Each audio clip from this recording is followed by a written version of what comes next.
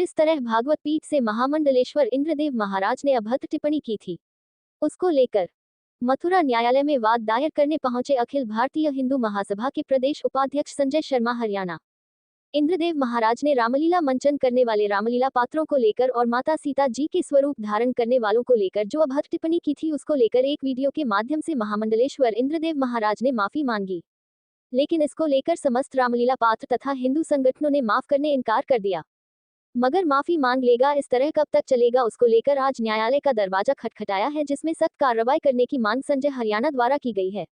देखिए, जिस प्रकार से व्यासपीठ पर बैठकर इंद्रदेव चौधरी, जो अपने आप को महामंडलेश्वर कहते हैं, हम उनको महामंडलेश्वर नहीं मानते, निजता का हनन महिलाओं के सामने भरे मंच से किया गया है, ऐसी टिप्पणी करने का उनको कोई अधिकार नहीं था। व्यासपीठ पर भागवत पढ़ने का या जो भी हमारे सनातन धर्म के ग्रंथ हैं उनको बोलने का उनको अधिकार था, लेकिन अपनी पुराण वो चला रहे हैं। और जिस प्रकार से रामलीला का मंचन करने सारे भारतवर्ष में मथुरा से लोग रामलीला करने जाते हैं, उनके प्रति मर्यादा पुरुषोत्तम राम व सीता के प्रति जिस प्रकार की टिप्पणियां, शराब पीना, सिगरेट, धुआं उड़ रहा है और ऐसे शब्दों का प्रयोग जो हम महिलाओं के प्रति अपने घर में नहीं कर सकते, निजता का हनन जिस प्रकार से उन्होंने भरे मंच से किया है, यह देखते हुए मन बड़ा व्यथित था, क्योंकि लगातार एक चलन सा बन गया है, पहले बोलिए और दूसरे दिन माफी मांग लीजिए। ऐसे चलन को देखते हुए ऐसे चलन पर विराम लगाने के लिए यह कार्रवाई कोर्ट में की गई है। एक बार ऐसे महाराज कोर्ट की दहलीज पर आएंगे, निश्चित रूप से फिर ऐसे मामलों में रोक लगेगी। उनको भी पता चलेगा अगर हम इस प्रकार की चीजें बोलेंगे तो हमें कोर्ट तक जाना पड़ेगा, कोर्ट का सामना करना पड़ेगा। कानून पर हमको पूरा विश्वास है, नॉन बेलेबल धाराएं हैं, निश्चित तौर पर पहले महाराज जी को जेल जाना होगा, उसके उपरांत में उनकी जो भी जमानत, जो भी कोर्ट का अपना व्यू है वो करेगी। लेकिन हमारा जो ध्येय था, निश्चित तौर पर जो मन व्यतीत था, उसके अकॉर्डिंग हमने ये अपना केस फाइल किया है और हमको कोर्ट पर पूरा विश्वास है। यदि समझौता कर लेंगे, हम क्यों समझौता करेंगे? समझौता करने का चलन तो वृंदावन में चल रहा है, चंद लोग लिफाफा लेके उनको माफ कर देते हैं। ये भाई, हम तो रोज ये देखते आ रहे हैं कि कोई भी कुछ बोलता है, एक ग्रुप बना हुआ है वृंदावन में 20, 25, 50 लोगों का, और उसमें आप मेरी बात का बुरा मत मानना, आप जैसे लोगों का नाम भी बदनाम होता है। मीडिया के 15-20 लोग, पेपर अभी देखा, रोज पोस्टर डाली हैं, मीडिया वालों ने डाली हैं कि 15 लोग लिफाफे 500 रुपए के ले आए और उन्होंने उनको माफ कर दिया। क्या 500 रुपए इतनी बड़ी रकम थी कि उनको माफ करने का अधिकार किस श्रेणी में आता है? आप कुछ भी बोलिए, 500 रुपए दीजिए, भगवान का नाम जिससे तुम्हारी रोजी रोटी चलती है, आप उसको बदनाम कर रहे हो, व्यासपीठ को बदनाम कर रहे हो। ब्राह्मण कभी गलत नहीं बोलता। ऐसे लोग जो ब्राह्मण नहीं है, जो व्यासपीठ पे बैठ के ऐसे काम कर रहे हैं, और जो लिफाफादारी जो लोग हैं, जो लिफाफा लेते हैं, ऐसे लोगों पे भी इस पिटीशन के बाद में लगाम लगेगी। वो भी सोचेंगे कि ये धंधा बंद होना चाहिए और ऐसे गलत काम किसी को करने का अधिकार नहीं है। हमारे वृंदावन में एक संत हैं जो कि कथित संत बनते हैं, अपने आप को कहते हैं इंद्र कुमार महामंडलेश्वर। उनके द्वारा एक सार्वजनिक मंच से, व्यास गद्दी से एक ऐसा अश्लील प्रवचन जनता के मध्य दिया गया, जिसे सुनकर के एक आम व्यक्ति शर्मिंदा हो जाए, जिसमें कि महिलाओं की तो स्थिति क्या होगी।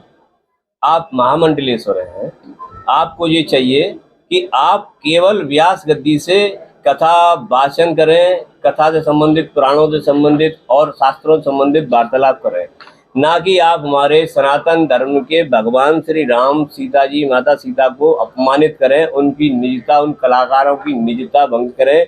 सभी लोग जानते हैं कि जो रामलीला के मंचन करने वाले कलाकार होते हैं, वो स्त्री और पुरुष दोनों में से कोई भी हो सकते हैं।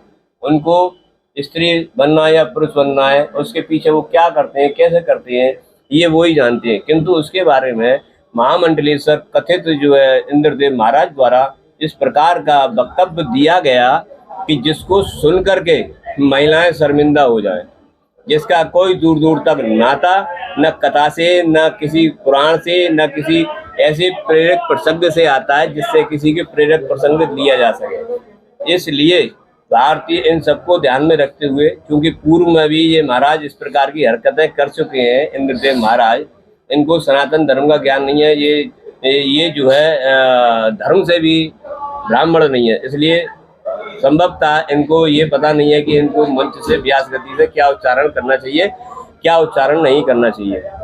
इन सबको देखते हुए जब जनता काफी त्रसित हो गई इनसे, तो हिंदू महासभा के प्रदेश उपाध्यक्ष पंडित संजय शर्मा हरियाणा जी के द्वारा एक रिट पिटीशन यहाँ दाखिल करी गई, जो कि 156(3) नया 173(4) BNSS के अकॉर्डिंग मैंने दाखिल करी है। आज इसमें मैं अधिवक्ता के तौर पर पेश हुआ हूँ, जो कि हिंदू महासभा के प्रदेश उपाध्यक्ष संजय शर्मा जी हरियाणा के द्वारा मुझे नॉमिनेट किया गया है।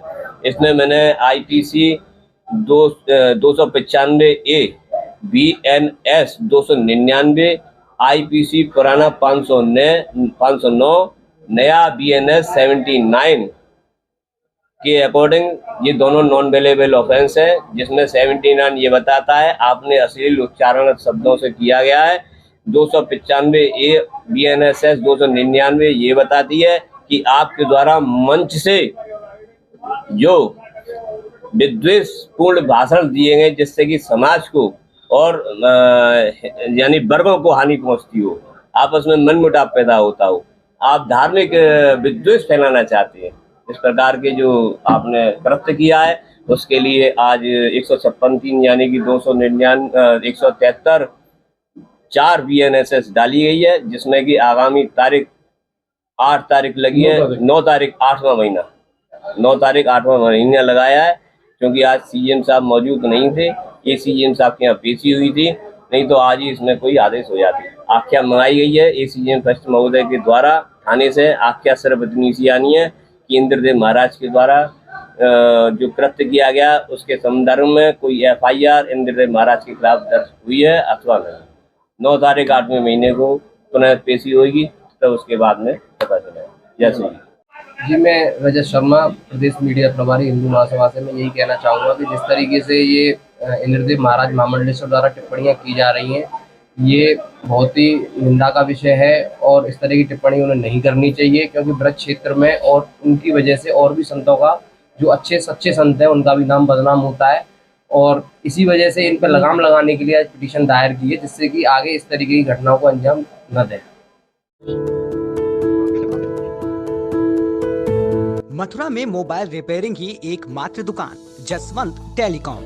विजिट करें जसवंत टेलीकॉम, मंडी चौराहे के पास, हाईवे प्लाजा के सामने। मोबाइल रिपेयरिंग और एसेसरीज का होलसेल व रिटेल के उचित विक्रेता। मथुरा की नंबर 1 शॉप जसवंत टेलीकॉम भी एक बार जरूर विजिट करें। The best mobile repair all over India. Mobile number 9837851017।